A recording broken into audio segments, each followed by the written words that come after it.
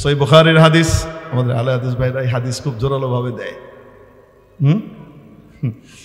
আল্লাহ পাক সহি বুঝ দেন বলি আমিন। পিটাপিটি করার সময় না, রাগারাগি গন্ডগোলের সময় না, বুঝাই দিবেন, মানলে মানবে, না মানলে নাই, বাস। গন্ডগোল করবো না মসজিদে, ঠিক আছে না ইনশাআল্লাহ? এখন আসেন, আম্মা জান আয়েশা সিদ্দিকা রাদিয়াল্লাহু আনহা বলেন, আমি নবীজি সাল্লাল্লাহু আলাইহি ওয়াসাল্লামকে রাতের নামাজ 11 রাকাতের বেশি পড়তে দেখি নাই। এই হাদিসের দলিল ওনারা দেন। রোজা যে রাখবো, রোজা কমপ্লিট হওয়ার জন্য রমজানের একটা প্যাকেজ আল্লাহ দিয়েছেন। কি দিয়েছেন? শুধু রোজাই দিয়েছেন না, বিশেষ একটা নামাজও দিয়েছেন। সেই নামাজের নাম কি? কয় রাকাত? আস্তে আস্তে। আমি অন্য আলোচনায় গেলাম না, শুধু এতটুকু বলে দিই, 8 রাকাতের যে হাদিস বলা হয় এটা তাহাজ্জুদের। বুখারী শরীফের যে হাদিস দেখানো হয় সেটা কিসের? কিসের? বুঝাই দিব, একটু বুঝাই দিব। রমজান মাসে রাতের বেলায় 2 রকমের নামাজ পড়ে, রাতের নামাজ মানুষ। তাহাজ্জুদ পড়ে, তারাবি পড়ে, ঠিক কিনা? এশার নামাজের পর থেকে ফজরের নামাজের আগ পর্যন্ত যত নামাজ হয়, রমজান হোক রমজানের বাইরে হোক, এই নামাজটাকে শরীয়তের পরিভাষায় সালাতুল লাইল বলে। কি বলে? রাতের নামাজ। কিসের নামাজ? রাতের নামাজ। তাহাজ্জুদের নামাজ কোন সময় হয়? রাতের প্রথম অংশে না শেষ অংশে? শুধু রমজানে হয় না, রমজানের বাইরেও। আরেকটা নামাজ আছে শুধু রমজানে হয়, সেটার নাম কি? রাতের শেষ অংশে না শুরু অংশে? তাহলে তারাবি শুধু রমজানে হয়, রমজানের বাইরে। আর তাহাজ্জুদ বলেন? তারাবির নামাজও সালাতুল লাইল, তাহাজ্জুদের নামাজও কি? কারণ এশার পর থেকে ফজরের আগে পড়া হয়, ঠিক কি না? সহিহ বুখারীর হাদিস। আমাদের আলে হাদিস ভাইরা এই হাদিস খুব জোরালো ভাবে দেয়। আল্লাহ পাক সহি বুঝ দেন বলি আমিন। পিটাপিটি করার সময় না, রাগারাগি গন্ডগোলের সময় না, বুঝাই দিবেন, মানলে মানবে, না মানলে নাই, বাস। গন্ডগোল করবো না মসজিদে, ঠিক আছে না ইনশাআল্লাহ? এখন আসেন, আম্মা জান আয়েশা সিদ্দিকা রাদিয়াল্লাহু আনহা বলেন, আমি নবীজি সাল্লাল্লাহু আলাইহি ওয়াসাল্লামকে রাতের নামাজ 11 রাকাতের বেশি পড়তে দেখি নাই। এই হাদিসের দলিল ওনারা দেন। বুঝতে পারছেন? বুখারী শরীফের হাদিস এটা। রাতের নামাজ কত রাকাতের বেশি পড়তে দেখি নাই? আসতে বলেন। কয়? যে 8 রাকাত তারাবি। কয় রসুল তো 11 রাকাত এলো, আর 3 রাকাত বেতের। 3 রাকাত বেতের আর কি 8 রাকাত তারাবি। এটা হলো ওনাদের বক্তব্য। আচ্ছা আপনারা কন্ত দেখি, ওনারা হানাফিদেরকে গুতা মারে, কয় হানাফিরা 3 রাকাত বেতের পড়ে, অথচ বেতের কয় রাকাত? 1 রাকাত। ধরেন তো দেখি, ওনাদের কথা অনুযায়ী বেতের যদি 1 রাকাত হয়, তো এই হাদিসে তারাবি কয় রাকাত হবে? 8 হবে না 10 হবে? আর যদি তারাবি 8 রাকাত হয়, তাহলে বেতের কত হবে? 3 রাকাত হবে। পড়ে কত? 1। দেখেন, কিন্তু এটা মাথায় রেখেন। এখনো হাদিস শেষ হয় নাই। আম্মা জান আয়েশা বলেন, ফি রমাদানা ওয়া ফি গায়রিহি, নবীজিকে আমি রাতের নামাজ 11 রাকাতের বেশি পড়তে দেখি নাই, রমজানেও রমজানের বাইরেও। এবার বলেন, যেই নামাজ রমজানেও হয় রমজানের বাইরেও হয়, সেটা তারাবি। সেটা কি? তাহলে হাদিসটা কিসের? তাহাজ্জুদ। তাহাজ্জুদের হাদিসকে লাগাই দিছে তারাবিতে। আরো এদিক থেকে আয় বায় সায় অনেক কিছু নিয়ে এসে, আমি সনদের আলোচনা এখন অন্যান্য হাদিস থেকে যেগুলি আনে সেগুলো আমি করতে যাব না। খামাখাই কি লাগবে, সময় বেশি লাগবে। মতেন সাহেবের এমনি অস্থিরতা শুরু হয়ে গেছে, প্যালপিটেশন বেড়ে গেছে, ডায়াবেটিসও মনে হয় হাই হয়ে গেছে, আল্লাহ জানে, জানি না প্রেশারও মনে হয় কতটুকুতে আছে খোদায় জানে। সবাই চলে যাবে, পুরস্কারগুলা দিব। হুজুর যে কি শুরু করলো, শেষ করে দিচ্ছে 2-3 মিনিটে ইনশাআল্লাহ হুজুর। তারপরে এখন আসেন দেখি, তাহলে হাদিস এটা কি তারাবির না তাহাজ্জুদের? তারাবির নামাজের হাদিস কয় রাকাত? আল্লাহ পাক আমাদেরকে এই 20 রাকাতই পড়ার তৌফিক দান করেন বলি আমিন। কোরআন হাদিস বাদ দিয়ে কিছুক্ষণ একটু যুক্তিতে আসি। আপনি যাবেন গুলিস্তান, গেছেন মোহাম্মদপুর 3 রাস্তার মোড়ে, যাওয়ার আগে জিগাইলেন গুলিস্তানে গেলে আমার টাকা আছে, রাস্তায় পকেট মারি হয়, বেশি টাকা নিয়ে যাব না, এখন কয় টাকা নিব, শুধু ভাড়াটা নিতে চাই। একজন কইল ভাড়া হলো 8 টাকা, আরেকজন কয় না ভাড়া 20 টাকা। একজন কয় 8 টাকা, আরেকজন কয় কি 20 টাকা। আপনি যাবেন মনে করেন গুলিস্তান বা যাত্রাবাড়ি, ধরেন যাত্রাবাড়ি যাবেন, হ্যাঁ? এখন আপনি নিয়ে যাবেন সাথে কয় টাকা? আপনার এখানে টাকা আছে, কত লয়ে যাবেন? কেন 20 টাকা নেবেন? যায় যদি দেখেন আসলে 8 টাকা, তো তাইলে যদি যায় দেখেন আসলে 8 টাকা, তো তাইলে 8 টাকা ভাড়া দেওয়াও 12 টাকা আরো কি আছে থাকবে, কামে লাগবে, ওই কামরাঙ্গা টামরাঙ্গা খাইতে পারবে নাইলে যাবে, তাই না? আচ্ছা, আর যদি যায় দেখেন ভাড়া 20 টাকা, তাহলে তো আপনি যাইতে পারলেন। আর যদি লয়ে যান 8 টাকা, আর যায় দেখেন যে ভাড়া 20 টাকা, যাইতে পারবেন? এখনকার কন্ট্রাক্টর গাড়টা ধাক্কা দিয়ে অর্ধচন্দ্র দিয়ে নামাই দিবে, ঠিক না? আল্লাহ পাক জান্নাতে যাবার জন্য রমজান মাসে কিছু প্যাকেজ ঘোষণা করছেন, তার ভিতরে একটা হলো তারাবি। এটা দিয়ে স্পেশাল জান্নাত দিবেন। আল্লাহু আকবার। এখন আল্লাহর কাছে গিয়া আপনি লয়ে গেছেন 8 রাকাত, মনে করেন 20 রাকাত যদি লয়ে যান, গিয়ে দেখেন যে না আসলে 8 রাকাত, তাহলে 12 রাকাত জমা আছে, ঠিক কিনা? জান্নাতের আরো কিছু নিতে পারবে। আর যদি যায় দেখেন যে কত রাকাত পড়ে গেছেন 8 রাকাত, গিয়ে দেখেন 20 রাকাত, কেউ খাড়ায় থাক বই থাক, অন্যরা যাক, যারা 20 পড়ছে জাগিয়া টিকিট হয়ে গেছে, ধরা খাই দিবেন। তো কয় রাকাত পড়বো ইনশাআল্লাহ? আল্লাহ কবুল করেন, বলি আমিন। ভালোবাসার চতুর্থ ধাপ হলো যাকে মহব্বত করে তার জন্য না খেয়ে থাকে। পঞ্চম ধাপ হলো পাগল হয়ে তার বাড়িতে ছুটে যায়। আল্লাহ পাক পঞ্চম বিধান দিলেন হজ। তার ঘরে মানুষ পাগলের মতো ছুটে যায়, নাওয়া খাওয়ার খবর থাকে না, তেল সাবান লাগায় না পাগল। পাগলের বিধান দিয়ে দেওয়া হয়েছে মুহরিমও তেল সাবান লাগাবে না যতক্ষণ এহরামে থাকবে। পাগলের চুল কাটা নখ কাটার খবর থাকে না, মুহরিমের বিধান দেওয়া হয়েছে সেও চুল কাটবে না নখ কাটবে না যতক্ষণ এহরামে থাকবে। এবং পাগল যেমন ঘুরতে থাকে, মাওলার পাগলও গিয়ে ঘুরতে থাকে। আল্লাহ পাক আমাদেরকে রমজানের রোজাগুলা ঠিক মতো রাখবার জন্য, মহব্বতের সাথে রাখবার জন্য তৌফিক দান করেন, জোরে বলি আমিন। আজকে এই মাদ্রাসাটা যদি এখানে না থাকতো, তাহলে বলেন এই আয়োজনটা হইতো? আজকের এই আলোচনাগুলো আমাদের লাভ হয়েছে না ক্ষতি? কার কার মনে হয় লাভ হয়েছে? হাত উঠাই। লিল্লাহি তাকবীর, আল্লাহু আকবার, হাত নামাই। প্রশ্ন হলো, ইসলামে কত গুরুত্বপূর্ণ বিধিবিধান আছে যেগুলো প্রত্যেকের জন্য ম্যান্ডেটরি? ইচ অ্যান্ড এভরি পার্সনের জন্য এটা জরুরি। যেমন মা বাবার খেদমত করা, মা বাবাকে কষ্ট না দেওয়া, ধনী গরিব নির্বিশেষে সকলের জন্য ফরজ। একমত আপনারা? ডাকাতি না করা, চুরি না করা, ব্যভিচার না করা, ইচ অ্যান্ড এভরি পার্সনের জন্য ফরজ, ঠিক কিনা? জাকাত দেওয়া কি সবার জন্য ফরজ? হজ করা কি সবার জন্য ফরজ?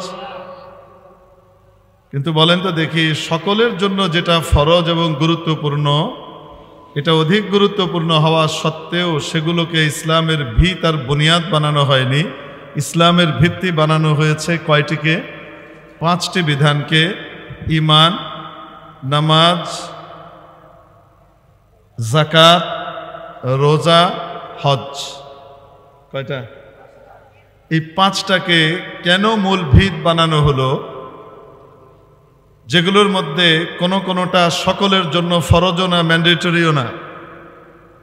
এর বিপরীতে আর অনেক গুরুত্বপূর্ণ বিধান আছে যেগুলো সকলের জন্য ফরজ, কিন্তু আল্লাহ পাক সেগুলোকে ভিত বানান নাই। এই 5টাকে ভিত্তি কেন বানালেন? আমি আপনাদের খেদমতে একটা কোশ্চেন থ্রো করলাম। এই প্রশ্নটা আসে কি আসে না? এই প্রশ্নটার শুধু উত্তর দেব একটা উদাহরণের মাধ্যমে। মেরে মুহতারাম দোস্ত, দুনিয়াতে মানুষের মাঝে যখন পরস্পরে ভালোবাসা তৈরি হয়, মহব্বত তৈরি হয়, একে অপরকে যখন ভালোবাসা শুরু করে, শুরু থেকে চূড়ান্ত পরিণতি পর্যন্ত তার মধ্যে কয়েকটা ধাপ বিদ্যমান থাকে। কারোর সাথে যখন প্রথম ভালোবাসা তৈরি হয়, তার মধ্যে আস্থা তৈরি হয়। যাকে ভালোবাসি সে খুব ভালো, সে আর যাই করুক না কেন আমার কোনো ক্ষতি করবে না। এই আস্থা আর বিশ্বাস তৈরি হয়। ভালোবাসা যখন দ্বিতীয় ধাপে উন্নীত হয় তখন প্রেমাস্পদের সাথে কথা বলতে ভাল লাগে। এই পরিমাণ ভালো লাগে, কথা বলতে বলতে বলতে বলতে এটা এক পর্যায়ে একটা অ্যাডিকশনের পর্যায়ে চলে যায়। কথা যদি বলতে না পারে তো সেদিনের নাওয়া খাওয়া ঘুম সব বরবাদ হয়ে যায়। কথাবার্তা কেমন আপনি লক্ষ্য করে দেখেন। আমি আর আপনি দেখা হলো, পুরনো খাতির বা খুব ভালোবাসার মানুষ, আমরা একে অপরের মাঝে দেখা সাক্ষাৎ হলো বহুদিন পর। আসসালামু আলাইকুম ভাই। ওয়ালাইকুম সালাম। কেমন আছেন? আরে ভাই বলেন না, ভালো আছে আলহামদুলিল্লাহ। বাচ্চারা কেমন আছে? ভাবি কেমন আছেন? আঙ্কেল আন্টি কেমন আছে? বাসার কি অবস্থা? ব্যবসা বাণিজ্য কেমন চলছে? তারপর দেশের পরিস্থিতি কি? এই 2, 4, 5, 6 মিনিট বলার পরে যে অবস্থাটা হয় সেটা হলো তারপর কি অবস্থা বলেন। মানে হলো আমার তো তল্পিতে যা ছিল সব শেষ, এবার কথা চালাইতে হলে আপনি কিছু কি করেন, এনে তেল ঢালেন, আমার তো আর কথা পাওয়া যাচ্ছে না। অবাস্তব না বাস্তব? তারপর কি অবস্থা ভাই বলেন, কেমন চলছে? মানে হলো এখন আমার শেষ, এবার আপনি শুরু করেন। যে দুজনের মধ্যে ভালোবাসা স্থাপিত হয় ফ্রি টক টাইমের বরকতে, মোবাইলের ইশার নামাজের পরে দরজা বন্ধ করে শুরু করে, আম্মু আমার এক্সাম, আমাকে পড়তে হবে, কেউ যেন আমাকে ডিস্টার্ব না করে। বই খুলে দরজা বন্ধ করে নিরবিচ্ছিন্নভাবে সে পড়া শুরু করেছে। পুটুর পুটুর শুরু হয়েছে। বাবা মা তো মনে করছে খুব মেহনত করছে, পড়ছে আমার বাবা। আরে একটু দুধ খাবি না? এই দুধের গন্ধটা আমি সহ্য করতে পারি না। আম্মু তুমি জানো না তুমি আমাকে দুধের জন্য করছো? বিস্বাদ লাগছে, কারণ কথা অফ করতে হবে এখন, মা ঢুকলে। কথা বলতে বলতে বলতে বলতে লাইট জ্বালানো থেকে একটা পর্যায়ে লাইট নিভে যায়, কারণ ঘুমিয়ে গেছে সে, সবাই জানে ঘুমাচ্ছে। কথা চলতে চলতে ফজরের আজান হয়ে যায়, তাদের কথা এখনো শেষ হয় না, মনে হয় যেন শুরু হইয়াও হইল না। মেজাজ খারাপ করে একজন আবার বলে, মুয়াজ্জিনের কোনো কাজ নাই, অসময়ে খালি আজান দিয়ে বেড়ায়, আর একটু পরে দিলে কি হয়। কি পরিমাণ কথার খনি ভেতর থেকে বের হচ্ছে আর বলেই যাচ্ছে। কেন? ভালোবাসার দ্বিতীয় ধাপ, কথা বলতে ভাল লাগে। ভালোবাসা যখন আরো প্রগাঢ় হয়, এবার তৃতীয় ধাপে উন্নীত হয়। এখন যাকে ভালোবাসে তাকে কিছু খাওয়াতে, তাকে কিছু গিফট করতে, তাকে হাদিয়া করতে ভাল লাগে। এক কথায় তার জন্য খরচ করতে ভাল লাগে। বাবা মা ওদিক থেকে গরু বিক্রি করে ছেলের কাছে পাঠাচ্ছে, বাজান কিছু নাই, গরুটা বিক্রি করে তোমার কাছে পাঠালাম, তুমি কি করো না করো জানি না, কি খাও না খাও, একটু দুধ ডিম খেয়েও, শরীর স্বাস্থ্য তো টিকাতে হবে বাবা। আর বাবাজান এদিক থেকে বাপের গরু বেচার টাকা দিয়ে দুধ খাওয়ার পরিবর্তে আরেকজনের ভ্যানিটি ব্যাগ ভরতেছে। তার কাছে কোনো কষ্ট নাই, সে আনন্দের সাথে খরচ করে। ইভেন এই পর্যায়ে যায়, যাকে ভালোবাসে সে যদি তার ব্যয় করা জিনিস না নেয়, তার কাছ থেকে খরচটা না নেয়, সে দিলে সেটা স্বেচ্ছায় গ্রহণ না করে, তাহলে এত মর্মাহত হয়, ব্যথিত হয়, বলে বসে তুমি তো সবারটাই নাও, শুধু আমারটাই নাও না, আমারটা তোমার কাছে পছন্দ না, আমি তো তোমাকে ভালোবাসি না, সবাই মনে হয় বাসে। অভিমান করে এই কথাও বলে। এক কথায় ভালোবাসা তৃতীয় ধাপে উন্নীত হলে খরচ করতে ভাল লাগে। ভালোবাসা যখন আরো উপরে যায়, এবার মান অভিমানের সম্পর্ক এমন পর্যায়ে চলে যায়, সামান্য সামান্য তুচ্ছ তুচ্ছ কারণে নাওয়া খাওয়া বন্ধ করে দেয়, খাওয়া দাওয়া বন্ধ। একদিন দুদিন খায় না, আবার বন্ধুদেরকে দিয়ে বলে পাঠায়, একটু ওকে খবর দিস না, আমি যে না খেয়ে আছি, ওরা একটু কোষ। বুঝেন না মনে হয়? হুজুর এই সমস্ত তাল তামসা আপনারা বুঝেন কেমনে? আমার হুজুর এক কথা বলতেন, একটা কথা উদাহরণস্বরূপ মনে হয় বলা যায়, বিয়া করি না আরে দুলার লগে তো চলছি। আরে বিয়ে করি নাই, দুলার সাথে তো চলছি, যে দুলারা কি করে না করে এটা দেখি নাই, কর না কেন? তো কোনো কিছু জানার জন্য বোঝার জন্য কি সব কি চেখে দেখে করা লাগে, নাকি না করেও বোঝা যায়? ভালোবাসা যখন আরো প্রগাঢ় হয়, আরো গভীর হয়ে যায়, প্রেমাস্পদকে না দেখে থাকতে পারে না, দেখার জন্য পাগল পারা হয়ে যায়। কোনো কারণে বাড়িতে জানাজানি হয়ে গেছে, পড়ালেখার পরিবর্তে এখন ভাব করে বেড়াচ্ছে। এই জমানায় তো এটা ইজি, কিন্তু আমরা যখন পড়ালেখা করেছি, যে ভাইকে জিজ্ঞেস করেন প্রেম করা ভাব করা, ওরে বাবা রে বাবা, ধরতে পারলে বড় ভাই ঠ্যাং ভেঙে ফেলত। পড়ালেখা নাই, তুমি ভাব করে বেড়াও, হ্যাঁ প্রেম করে বেড়াও, বুঝেন নাই মনে হয়? অত কড়া ছিল সেই অবস্থা। আরো আগে তো আরো কঠিন ছিল, সে কলির যুগের কথা বাদই দিলাম। এখন বাপ মা পড়ালেখা বন্ধ করে দিয়েছে, আর যাওয়া লাগবে না তোমাকে কলেজে, অনেক বিদ্বান হয়ে গেছো তুমি। তুমি যে কি করো, পড়ার ব্যাগ নাম নিয়ে গিয়ে ওদিকে তুমি টিচারের কাছেও অ্যাবসেন্ট দেখাইতেছ, আমরা জানি তুমি পড়ালেখা করছো, তুমি গিয়ে পার্কে ঘোরাঘুরি করো, আর সেই ছবি আমার কাছে আমার বন্ধু পাঠিয়েছে, আমি লজ্জায় বাঁচি না, পড়ালেখা বন্ধ, যাওয়া যাবে না। এদিকে ভাইও হইলো মাস্তান, ভাই কইছে কোন বেড়ায় আমার বোনের দিকে তাকাইছে, ওর টেঙ্গি ভেঙে গেলাম যদি এনে ঢুকে। এলাকায় রেড অ্যালার্ট জারি করা আছে। খবর টবর পাওয়ার পরে এখন সে তো আর বেরোতে পারে না, তাকে দেখার জন্য এখন ছুটে বাড়িতে চলে যায়। ঠ্যাং ভাঙলে ভাঙুক, মায়ের খাইলে ঘামুক, তারপরে তো ভাবি যেহেতু করবো, ভয় পাইলে আর হবে নাকি, তো গেছে। গিয়ে এখন সামনে দিয়ে তাকায়, প্রেমাস্পদের তো জানালায়ও আসা নিষেধ, বারান্দায়ও আসা নিষেধ, তাকাইতে দেখলে মা ধমক দেওয়া মুখ করে।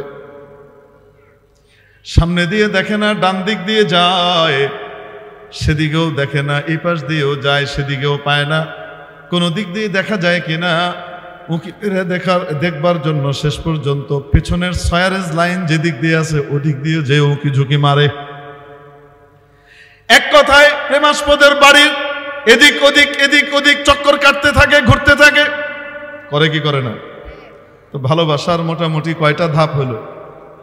1 নম্বর আস্থা বিশ্বাস, 2 নম্বর কথা বলতে ভালো লাগা, 3 নম্বর খরচ করতে ভালো লাগা, 4 নম্বর মান অভিমান করে নাওয়া খাওয়া বন্ধ করে দেওয়া, 5 নম্বর হলো তাকে পাবার জন্য একটি নজর দেখবার জন্য তার বাড়িতে ছুটে যেয়ে চক্কর কাটতে থাকা। কেন বললাম এটা একটু পরে বলছি। রব্বুল আলামিন তার বান্দা এবং বান্দীদের সাথে, তার গোলাম এবং বান্দীদের সাথে, মনিবের সাথে গোলাম বান্দীর যে সম্পর্ক হয়, শুধু আদেশ নিষেধের সম্পর্ক, সেটাই কামনা করেন না, বরং তার চেয়ে অনেক উপরে উঠে বান্দা বান্দীর সাথে মহব্বত এবং ভালোবাসার সম্পর্ক কামনা করেন। ভালোবাসার দাবি হলো নৈকট্যে থাকা, নৈকট্য হওয়া, নিকটে থাকা। বন্ধু, তুমি যদি রায়ের বাজার থাকো, আমাকেও রায়ের বাজার রেখো। তুমি যদি ধানমন্ডি থাকো, আমাকেও ধানমন্ডি রেখো। তুমি যদি চট্টগ্রাম থাকো, আমাকেও চট্টগ্রাম রেখো। তুমি যদি কুড়ে ঘরে থাকো, আমিও কুড়ে ঘরে জীবন পার করে দিতে পারবো। বলে কি বলে না? ভালোবাসার দাবি হলো কাছাকাছি থাকা। রব্বুল আলামিন সূরাতুল হাদীদের এই আয়াতে কারীমার মধ্যে ইশারা করে দিলেন, ওয়া হুয়া মাআকুম আইনামা কুনতুম। ও আমার বান্দা বান্দীরা, তোমরা যেখানেই থাকো না কেন, তিনি অর্থাৎ আমি আল্লাহ তোমাদের পাশেই আছি। অতএব তোমরা আমার হুকুম আহকাম পালনের মাধ্যমে আমি আল্লাহর কাছাকাছি হবার চেষ্টা করো। যত বেশি আমার বিধিবিধান পালন করবে, তত বেশি তোমরা আমার কাছাকাছি আসতে পারবে। ভালোবাসার মহব্বত দ্বিপাক্ষিক হবে। একপাক্ষিক ভালোবাসার ভিতরে শুধু জ্বালা আর জ্বালা। ভালোবাসা যখন দ্বিপাক্ষিক হয়, তার মধ্যে মজা আর মজা। उल्फत में बराबर है वफा हो के जफा हो, उल्फत में बराबर है वफा हो के जफा हो, हर चीज में लज्जत है अगर दिल में मजा हो, हर चीज में लज्जत है अगर दिल में मजा हो। ভালোবাসার মধ্যে প্রাপ্তি ঘটুক আর অপ্রাপ্তি ঘটুক, যাই ঘটুক না কেন, তাতে কোনো কিছুই আসে যায় না। হৃদয় মাঝে যদি ভালোবাসার স্বাদ থাকে, প্রেমাস্পদের মন পাবার বিষয়টি উপলব্ধি হয়ে যায়, তাহলে দুঃখ কষ্ট আনন্দ বেদনা সব কিছুই সমান আর মজাদার হয়ে যায়। সব কিছুর মধ্যেই আলাদা টেস্ট অনুভূত হয়। ঘাড় ধাক্কা দিয়ে ঘর থেকে বের করে দেয়, মানুষ অপমানিত করে, লাঞ্ছিত করে, আর তার মনের মধ্যে স্বাদ। তার প্রেমাস্পদকে বলে, দেখো আমি কত নির্যাতিত হলাম, লাথি ঝাঁটা খেলাম শুধু তোমার জন্য, কোনো আপত্তি নাই, তুমি যদি আমার উপরে খুশি থাকো আমি কোনো কিছুর পরোয়া করি না, বলে কিনা? লাইলি মজনুর ঘটনা তো আপনারা শুনেছেন, তাই না? লাইলির আসল নাম হলো লাইলা, মজনুর নাম মজনু না, মজনুর আসল নাম হলো কায়েস। নাফাতুল ইয়ামানের ভিতরে উভয়ের নসব নামা আছে। এদের ঘটনা সত্যি। এরা যে প্রেম জগতের কিংবদন্তি, ওই যে শিরিন ফরহাদ লাইলি মজনু বলে না, এই লাইলি মজনুর ঘটনা আসলেই বাস্তব। মজনু অত্যন্ত সম্ভ্রান্ত বংশীয় এলাকার গভর্নরের ছেলে ছিল, মানে জেলার ডিসি সাহেবের ছেলে মনে করেন আপনি, বুঝেন নাই মনে হয়, অথবা ডিভিশনাল কমিশনারের ছেলে, অত্যন্ত উচ্চ শিক্ষিত। আর লাইলা সে সাধারণ ফ্যামিলির এক মেয়ে ছিল, পাগল হয়ে গেছে। কি পরিমাণ পাগল হয়েছে, আল্লাহ আল্লাহ আল্লাহ। এক কুকুরের পায়ে চুমু দিচ্ছে। কে? মজনু। কার পায়ে চুমু দেয়? কুকুর ধরে কুকুরের পায়ে চুমু দেয়। মানুষ বলে, এরে পাগল, তুই কুকুরের পায়ে চুমু দিস, সেটা কোনো কথা? তুই কি করিস সেটা? পায়ে সাগ বসিদা মজনু খলকে পুরসি দিছে বু গুফতে ঈসা গাহে গাহে কোবে লাইলা রাফতাবু। মানুষজন জিজ্ঞেস করলো, মজনু আকল বুদ্ধি কি সব চলে গেল নাকি? কুকুরের পায়ে চুমু দাও, এটা কেমন কথা? মজনু বলে, পাগল আমি হই না, এই মতি বিভ্রম তোমাদের ঘটেছে। তোমরা জানো না এই কুকুর সাধারণ কুকুর না। আমার প্রেমাস্পদ লাইলা যেই গলিতে থাকে, এই কুকুরটা মাঝে মাঝে ওই গলিতে আসা যাওয়া করে। অতএব যেই গলিতে আমার লাইলার পা পড়ে, ওই গলিতে এই কুকুরেরও পা পড়েছে। এজন্য আমি কুকুরের পায়ে চুমু দেই নাই, আমার প্রেমাস্পদ লাইলার পায়ে চুমু দিচ্ছি। একবার এই দেয়ালে চুমু দেয়, একবার ওই দেয়ালে চুমু দেয়, একবার এই দেয়ালে চুমু দেয়। একজন জিজ্ঞেস করছে, তুমি এগুলা কি করো? তুমি ঘরের আশপাশে চুমু দিচ্ছ, ব্যাপারটা কি? সে বলে, আমুরু আলা দিয়ারি দিয়ারি লাইলা উকাব্বিলু যাল জিদারা ওয়া যাল জিদারা ওয়া মা হুব্বুদ দিয়ারি শাগাফনা কলবি ওয়ালাকিন হুব্বা মান সাকানাদ দিয়ারা। আমি এই দেয়াল আর ওই দেয়ালে চুমু দিই, ঘরের সাথে আমার তেমন কোনো কিছু নয়। আসল ব্যাপার হলো এই ঘরের সাথেও আমার ভালোবাসা তৈরি হয়ে গেছে, কারণ ভেতরে যে থাকে তার কারণে। মানুষ যখন কাউকে ভালোবাসে তখন তার সব কিছুকে সহ ভালোবাসে। দেখেন না,